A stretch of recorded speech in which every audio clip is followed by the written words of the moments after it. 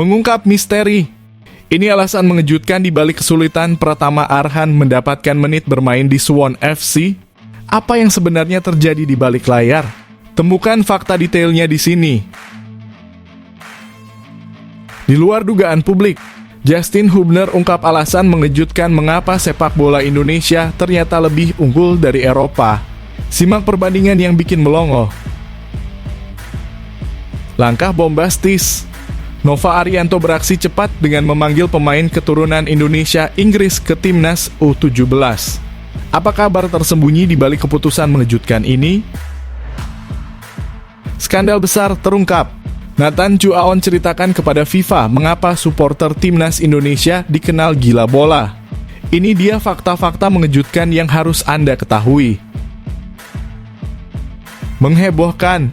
Inilah 3 tanda tak terbantahkan bahwa Ole Romeni segera bergabung dengan timnas Indonesia. Penantian yang akan segera terjawab. Simak selengkapnya di sini. Breaking news. Ini jadwal lengkap 2 laga perdana timnas Indonesia di ronde ketiga kualifikasi Piala Dunia 2026. Pertarungan seru yang tak boleh dilewatkan. Simak semua detailnya di sini. Bikin heboh. Media Vietnam iri berat timnas Indonesia mendapat keuntungan besar setelah jadwal Piala AFF Senior 2024 diundur. Inikah alasan sebenarnya yang membuat mereka sangat iri? Mengungkap kontroversi besar. Tony Firmansyah dihukum Persebaya gara-gara mangkir latihan. Apakah benar karena ada agenda dengan untuk timnas Indonesia U19? Temukan fakta-fakta mengejutkan di balik insiden ini. Keputusan cerdas. Indra Syafri masih cari 3 pemain kunci tambahan untuk menutupi banyak lubang di timnas Indonesia U19. Apa yang sebenarnya kurang dari skuadnya? Ini dia detailnya.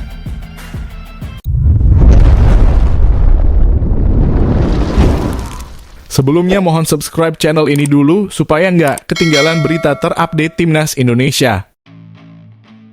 Mengungkap misteri.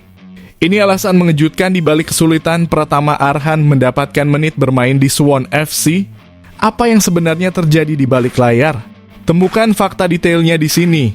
Bek kiri timnas Indonesia, Pratama Arhan menghadapi tantangan besar dalam mendapatkan menit. Sulit dapat menit bermain dalam kompetisi resmi musim ini. Beberapa faktor mempengaruhi situasi ini menjadikannya salah satu masalah utama yang perlu diperhatikan. Salah satu alasan utama ketidakmampuan Arhan untuk tampil di Suwon FC adalah panggilan internasional untuk memperkuat timnas Indonesia. Pelatih Suwon FC, Kim Eun-jung menjelaskan bahwa Arhan hampir mendapat kesempatan bermain sebelum pemanggilan timnas. Jika Pratama Arhan tidak dipanggil ke timnas, mungkin bisa sering bermain, ujar Kim Eun-jung. Selain faktor pemanggilan timnas, persaingan di posisi bek kiri di Suwon FC juga sangat ketat. Park Chol-wo yang saat ini menjadi bek kiri utama tampil dengan sangat baik dan konsisten. Performa solid Park Chol-wo membuat kesempatan Arhan untuk mendapatkan tempat di tim utama semakin tipis. Perwakilan Suwon FC menyebutkan bahwa Park Chol-wo menunjukkan performa yang sangat memuaskan sehingga Arhan harus bersaing keras untuk merebut posisinya. Persaingan untuk tempat di tim utama sangat sulit bagi Pratama Arhan karena Park Chol-wo tampil sangat baik, ungkap sumber tersebut. Dengan adanya tantangan besar untuk mendapatkan tempat di tim utama, Arhan perlu menunjukkan kualitas dan kemampuannya melalui latihan dan kesempatan yang ada. Prioritas saat ini bagi Arhan adalah berlatih keras dan berusaha membangun keharmonisan dengan rekan setim untuk meningkatkan peluangnya mendapat menit bermain lebih banyak.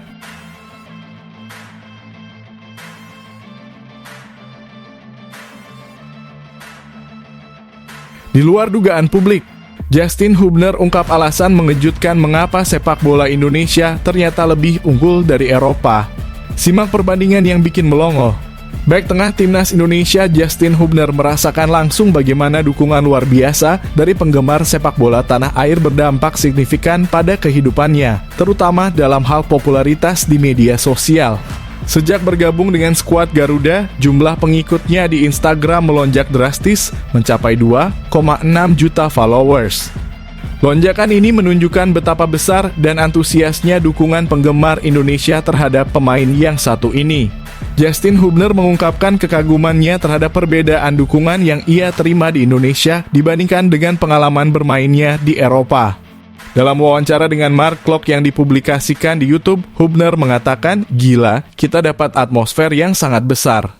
Di Eropa tidak seperti ini, bahkan jika kamu bermain di liga teratas di sana, tidak ada atmosfer seperti yang ada di sini."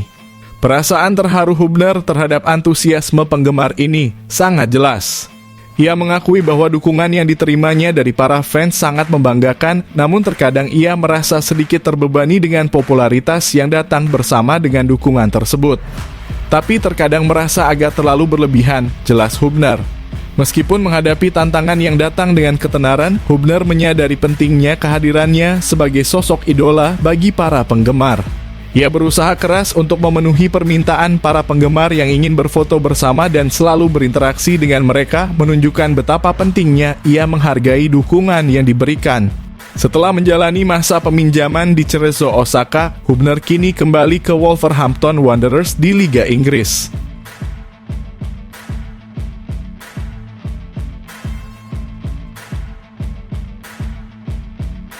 Langkah bombastis. Nova Arianto beraksi cepat dengan memanggil pemain keturunan Indonesia Inggris ke timnas U17. Apa kabar tersembunyi di balik keputusan mengejutkan ini? Matthew Davies, seorang pemain muda keturunan, akan segera bergabung dengan timnas U17 Indonesia. Saat ini Matthew bermain untuk tim Subiaco AFC U16 di Australia. Matthew berposisi sebagai bek kiri, namun juga mampu bermain sebagai bek kanan dan gelandang. Dia memiliki paspor Indonesia karena ibunya adalah orang Indonesia, sementara ayahnya adalah warga negara Inggris. Matthew sendiri lahir di Australia. Kabar ini dikonfirmasi melalui rilis di laman 2 Halves Football Development. Matthew Davies akan segera bergabung dalam pemusatan latihan timnas U17 Indonesia. Dengan tinggi 179 cm, Matthew memiliki modal fisik yang kuat untuk bersaing dengan pemain lain. Selamat kepada Matthew Davies yang telah dipanggil untuk mengikuti pemusatan latihan tim nasional Indonesia U17, tulis rilis tersebut. Kabar ini tentu membawa angin segar bagi pelatih Nova Arianto karena semakin banyak opsi pemain yang bisa dipilihnya. Indonesia sendiri memasang target tinggi untuk bisa lolos ke Piala Asia U17 2025. Selain itu, kemampuan Matthew untuk bermain di beberapa posisi memberikan keuntungan tersendiri bagi tim pelatih. Kesempatan besar lainnya bagi gelandang berbakat Akademi U15 kami yang akan berangkat ke Jakarta untuk menunjukkan kemampuannya di depan pelatih tim nasional, tutup rilis dari 2 Halves Football Development. Timnas Garuda Asia baru saja berlaga di ASEAN Cup U16 2024. Mereka tampil solid di babak fase grup dan berhasil mengunci posisi ketiga di turnamen tersebut. Ini adalah prestasi yang cukup baik untuk tim yang baru menjalani ajang internasional, meskipun mereka kalah dari Socheroos yang menjadi juara edisi kali ini. Setelah pemusatan latihan, timnas U17 Indonesia akan menghadapi laga berat. Mereka akan melakoni pertandingan pertama melawan Kuwait pada Rabu 23 Oktober. Selanjutnya, pasukan Nova Arianto akan menantang Kepulauan Mariana Utara pada 25 Oktober dan Australia pada 27 Oktober.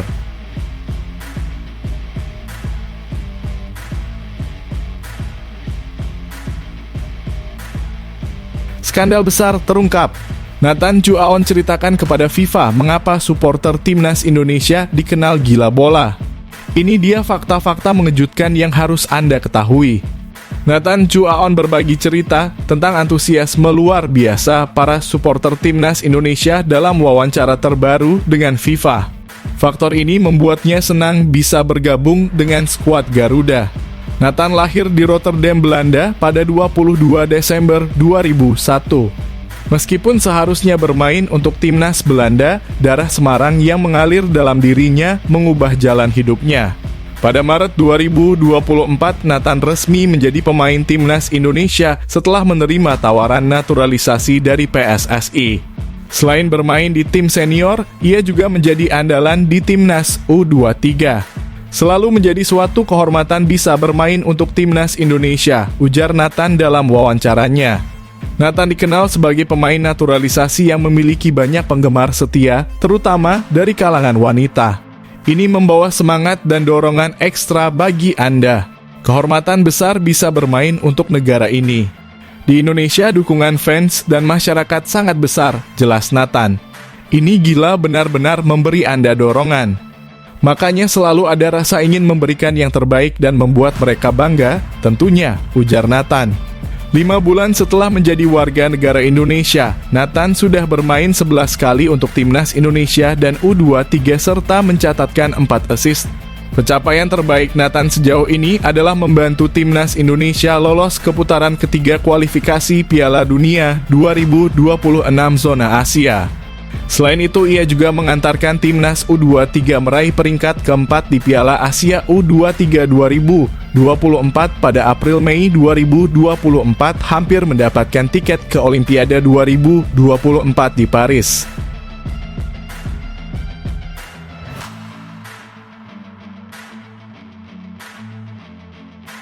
Menghebohkan.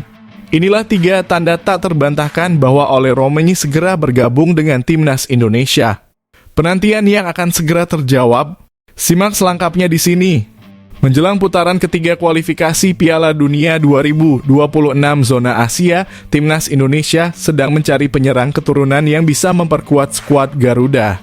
Di antara banyak pemain keturunan yang berposisi sebagai penyerang, Oleh Romenyi merupakan nama yang paling menonjol dan dianggap sangat cocok untuk memperkuat timnas Indonesia. Hal ini tidak lepas dari performa impresifnya di level klub.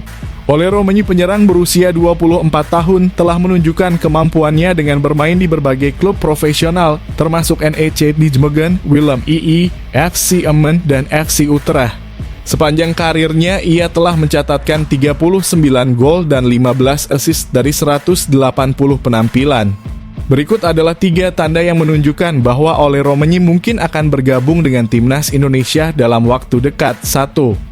Bersuah foto dengan Ivar Jenner dan Jay Edzas. Baru-baru ini Oleh Romenyi tampil dalam laga uji coba antara FC Utrecht dan Venezia, di mana ia mencetak 1 gol. Setelah pertandingan beredar foto yang menunjukkan Romenyi bersuah foto dengan Ivar Jenner dan Jay Edzas, 2 pemain keturunan yang sudah lebih dulu bergabung dengan timnas Indonesia. Foto ini memicu spekulasi bahwa Jenner dan Edzas mungkin berusaha mengajak Romenyi untuk bergabung dengan timnas Indonesia. 2. Chat dengan Bung Harpa. Tanda kedua muncul dari percakapan yang diunggah oleh pengamat sepak bola, Bung Harpa, di kanal YouTube-nya.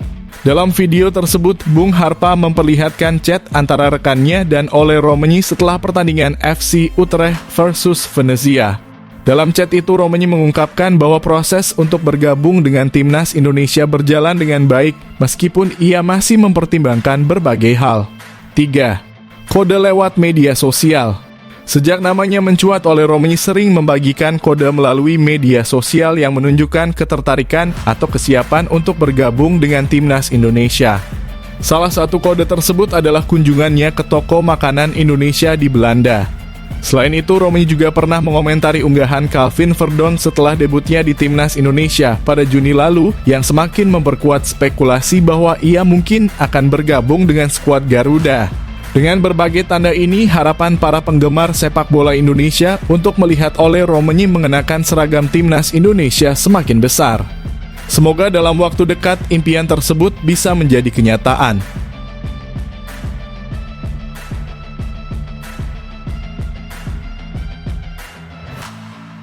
Breaking news. Ini jadwal lengkap 2 laga perdana timnas Indonesia di ronde ketiga kualifikasi Piala Dunia 2026.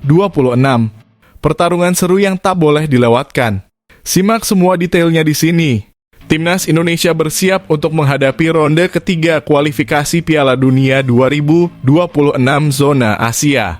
Tim Garuda akan memulai langkah mereka pada September 2024. FIFA telah mengeluarkan jadwal resmi untuk 2 pertandingan awal ronde ketiga kualifikasi Piala Dunia 2026 zona Asia.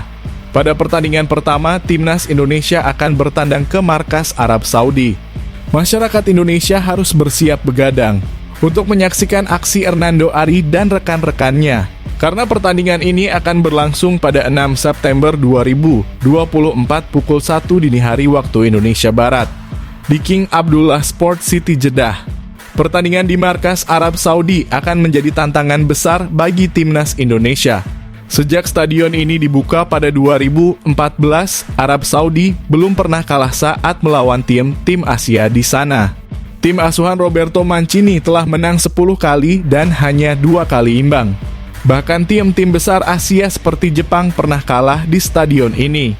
Setelah bertandang ke Arab Saudi, timnas Indonesia harus segera bersiap untuk pertandingan berat berikutnya. Mereka hanya memiliki waktu 4 hari untuk persiapan menghadapi laga kandang pertama melawan Australia pada 10 September 2024 pukul 7 malam waktu Indonesia Barat. Menurut informasi terkini, timnas Indonesia akan menjamu Australia di Stadion Gelora Bung Tomo, Surabaya. Namun, PSSI kemungkinan besar akan memilih Stadion Gelora Bung Karno di Jakarta sebagai tempat pertandingan melawan Socceroos. Sementara ini kami masih akan tetap bermain di Jakarta, tepatnya di GBK, kata Sekretaris Jenderal PSSI Yunus Nusi. Nanti Pak Ketua Umum PSSI Erick Thohir yang akan bicara, jelas Yunus Nusi.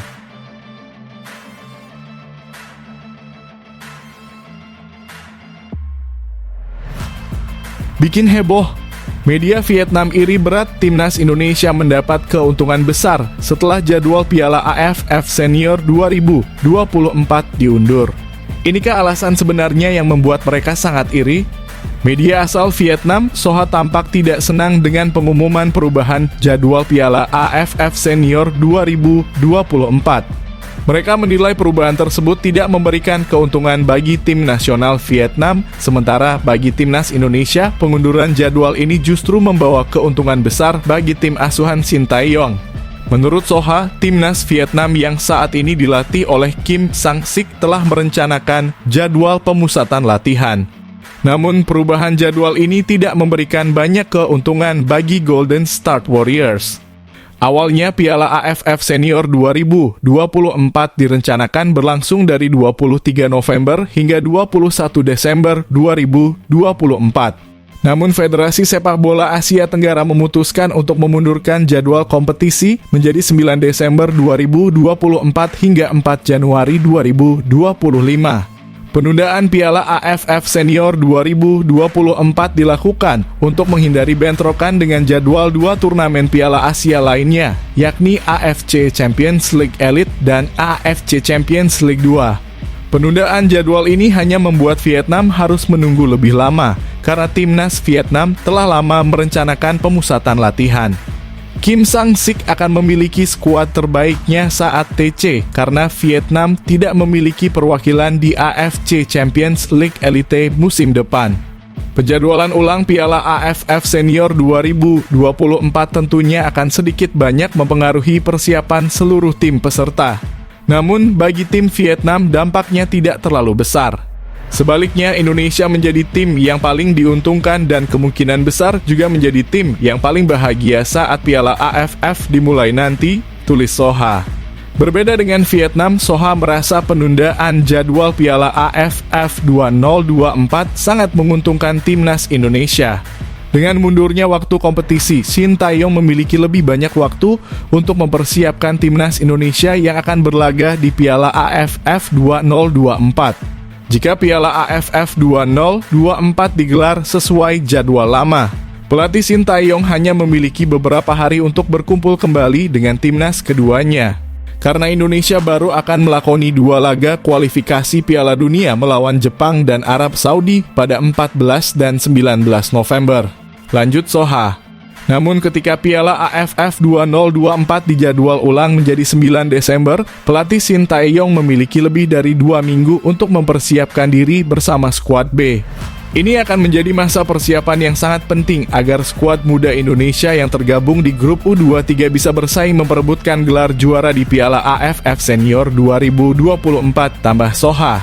Oleh karena itu, tim Indonesia akan menjadi tim yang paling diuntungkan dan mungkin paling puas dengan perubahan jadwal pertandingan Piala AFF, tutup Soha.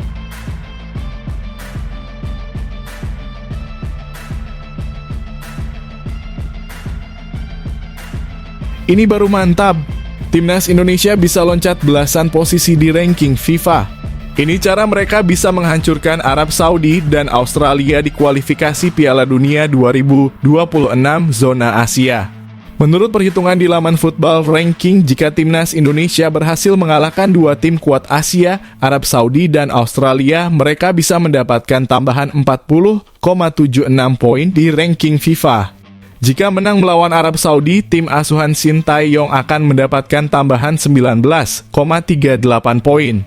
Kemudian jika menang melawan Australia, Timnas Indonesia akan meraup tambahan 21,38 poin. Dengan tambahan poin tersebut, perolehan angka Timnas Indonesia di ranking FIFA akan menjadi 1149. Hal ini diprediksi akan membuat Timnas Indonesia naik 11 posisi dari peringkat 133 ke 122 dunia. Lalu apa yang membuat Timnas Indonesia mampu menumbangkan dua negara langganan Piala Dunia tersebut? Timnas Indonesia tidak boleh merasa minder saat bertandang ke Arab Saudi pada pertandingan pertama Grup C kualifikasi Piala Dunia 2026 zona Asia yang akan digelar pada Jumat 6 September 2024. Arab Saudi sendiri sering kalah saat bermain di kandang. Sepanjang tahun 2023, Arab Saudi kalah 7 kali dari 8 pertandingan kandang. Dari segi pencapaian, Timnas Indonesia dan Arab Saudi sebenarnya setara. Kedua tim sama-sama terhenti di babak 16 besar Piala Asia Senior dan lolos ke babak ketiga kualifikasi Piala Dunia 2026 zona Asia sebagai runner-up grup. Bagaimana dengan pertandingan melawan Australia? Bermain di kandang sendiri dengan dukungan puluhan ribu supporter memberikan peluang besar bagi Timnas Indonesia untuk meraih kemenangan. Kolektivitas dan kerjasama tim akan sangat dibutuhkan oleh skuad asuhan Sintayong untuk mengalahkan mantan tim unggulan dari benua Oseania tersebut.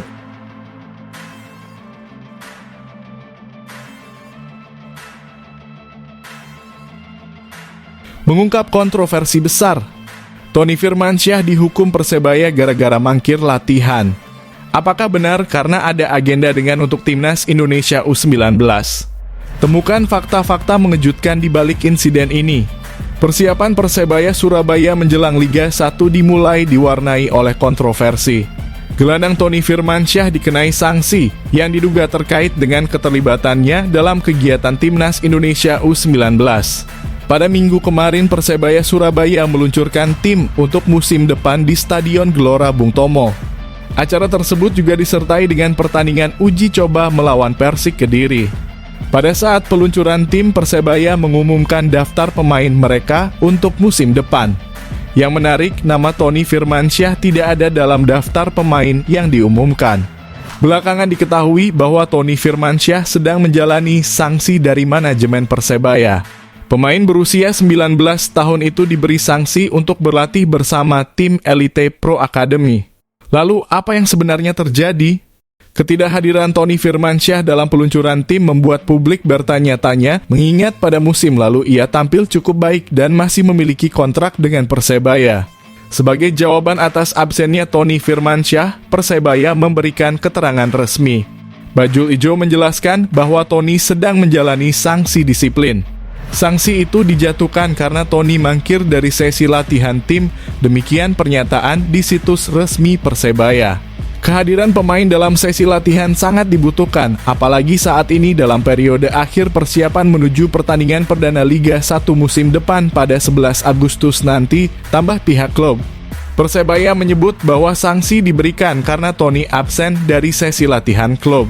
Ada dugaan bahwa absennya Tony terkait dengan keterlibatannya dalam kegiatan Timnas Indonesia U19 di Jakarta. Tony Firmansyah sempat memberikan klarifikasi mengenai situasi yang dihadapinya melalui akun Instagram miliknya. Ia bahkan sempat mengunggah surat dari klub yang berisi pemberian sanksi kepadanya, meskipun unggahan tersebut kini sudah dihapus. Persebaya sendiri akan memulai kompetisi Liga 1 musim depan pada Minggu 11 Agustus 2024.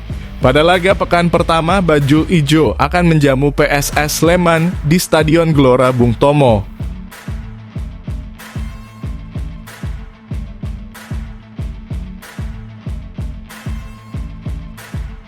Keputusan cerdas. Indra Syafri masih cari 3 pemain kunci tambahan untuk menutupi banyak lubang di Timnas Indonesia U19. Apa yang sebenarnya kurang dari skuadnya? Ini dia detailnya. Pelatih Timnas Indonesia U19, Indra Syafri, mengakui bahwa timnya masih memiliki beberapa kekurangan yang perlu diperbaiki. Skuad Garuda Muda memerlukan tambahan beberapa pemain agar menjadi lebih sempurna. Timnas Indonesia U19 akan mengikuti kualifikasi Piala Asia U20 2025 pada September 2024. Mengingat pentingnya turnamen ini, tim membutuhkan pemain-pemain hebat agar bisa bersaing dengan baik. Indra Syafri menyatakan bahwa ada kemungkinan 3 pemain tambahan yang perlu dimasukkan ke dalam tim. Sisanya kemungkinan besar tidak akan banyak berubah dari skuad yang berlaga di Piala AFF U19 2024. Kami sudah memiliki gambaran mengenai komposisi terbaik, tetapi kami masih perlu tambahan di beberapa posisi, terutama gelandang serta bek kiri dan kanan, ujar Indra Syafri. Namun, Indra Syafri menegaskan bahwa pemain yang tampil di Piala AFF kemarin tidak bisa merasa aman begitu saja. Masih ada proses promosi dan degradasi yang akan dilakukan. Garuda Muda akan mengikuti turnamen Seoul Earth on Us Cup U19 di Korea Selatan dari tanggal 28 Agustus hingga 1 September 2024. Turnamen ini cocok untuk menguji kemampuan tim sebelum kualifikasi Piala Asia U20 2025. Jika pemain tidak bisa menunjukkan kemampuan terbaiknya, tidak menutup kemungkinan mereka akan dicoret dari tim. Ini juga menjadi kesempatan bagi pemain baru untuk menunjukkan kemampuan mereka. Saat ini kami sedang melakukan evaluasi. Pasti akan ada promosi dan degradasi, tapi diambil dari 50 pemain yang ada, ujar Indra Syafri. Nanti setelah turnamen di Korea Selatan, baru akan ditentukan berapa pemain yang akan kita bawa ke kualifikasi Piala Asia U20 2025, tegas Indra Syafri.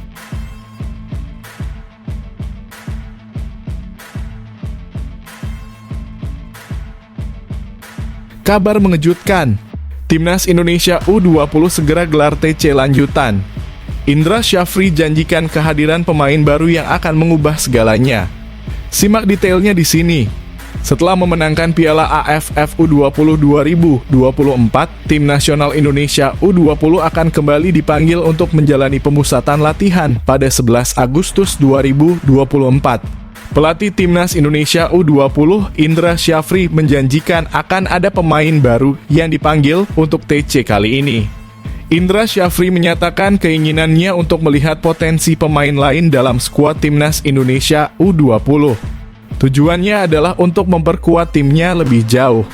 Kemungkinan ada beberapa pemain baru yang akan dipanggil dan TC akan kita mulai tanggal 11, tanggal 12 mulai latihan, kata Indra Syafri. Indra Syafri yang juga menjabat sebagai Direktur Teknik PSSI mengatakan bahwa berbagai pola latihan telah diprogramkan untuk Timnas Indonesia U20. Jadi, pada saat mini turnamen nanti, mereka tinggal melihat perkembangan tim. Kami berangkat ke Korea Selatan mungkin setelah 10 hari latihan, ucap Coach Indra. Skuad Garuda Nusantara diberi waktu istirahat setelah memenangkan Piala AFF U19 2024. Setelah itu, Timnas Indonesia U20 akan ikut serta dalam mini turnamen di Korea Selatan pada 28 Agustus hingga 1 September 2024. Di ajang tersebut, Timnas Indonesia U20 akan bertanding melawan Argentina, Thailand, dan Korea Selatan. Mini turnamen di Korea Selatan ini akan menjadi pemanasan bagi Timnas Indonesia U20 sebelum tampil pada kualifikasi Piala Asia U20 2025. Timnas Indonesia U20 tergabung di grup F kualifikasi Piala Asia U20 2025 bersama dengan Yaman, Timor Leste, dan Maladewa. Babak kualifikasi tersebut akan berlangsung pada 21 hingga 29 September 2024.